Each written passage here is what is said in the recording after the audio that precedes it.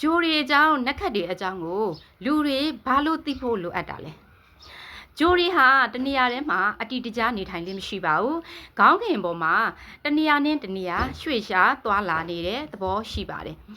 ဂျိုရီရွှေ့တာနဲ့အမျှကျမတို့နေထိုင်တဲ့စัจ java လာကြီးကိုတက်ရောက်မှုပြောင်းလဲမှုတွေအများကြီးဖြစ်ပေါ်ပါတယ်စัจ java လာကြီးကိုဖြစ်ပေါ်တယ်ဆိုလို့ရှိရင်စัจ java လာကြီးကိုတက်ရောက်မှုရှိတယ်ဆိုလို့ရှိရင်စัจ java လာကြီးမှာနေထိုင်တဲ့ကျမတို့လူသားတွေတက်ရှိတက်မဲ့တွေအားလုံးကိုလည်းတက်ရောက်မှုရှိမယ်ဆိုတာကိုပြောနေစရာမလိုပါဘူးเนาะဒါကြောင့်မလို့ဂျိုရီနက်ခတ်တွေရာသီခွင်တွေအကြောင်းကိုလူတိုင်းသိထားဖို့လိုအပ်ပါတယ်ကျမတို့နေထိုင်တဲ့စัจ java လာကြီးမှာနေရဲလရဲအပြင်အရေးကြီးတဲ့ဂျိုး၈လုံးရှိပါတယ်ဒီဂျိုး၈လုံးတဲက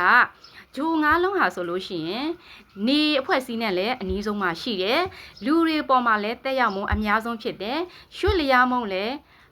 အမြန်တယ်အပြောင်းလဲလည်းမြန်တယ်ဒါကြောင့်မလို့လူတဦးချင်းတယောက်ချင်းစီရဲ့အကြောင်းကိုသိချင်နေဆိုလို့ရှိရင်တော့နေရဲလရဲအပြင်ဒီဂျို၅လုံးကိုအဓိကလေ့လာကြတာဖြစ်ပါတယ်ဒီဂျို၅လုံးကဘာတွေလဲဆိုလို့ရှိရင်အင်္ဂါဂျိုလို့ခေါ်တဲ့ Mars ဂျိုဗုဒ္ဓဟူးဂျိုလို့ခေါ်တဲ့ Mercury ဂျိုကြာသပတေးဂျိုလို့ခေါ်တဲ့ Jupiter ဂျိုတောက်ကြဂျိုလို့ခေါ်တဲ့ Venus ဂျိုစနေဂျိုလို့ခေါ်တဲ့စေတန်ဂျိုဒီဂျို၅လုံးကလူတယောက်ချင်းစီတိုင်းရဲ့ကံကြမ္မာကိုတက်ရောက်မှုရှိပါတယ်။ကျန်တဲ့ဂျို၃လုံးက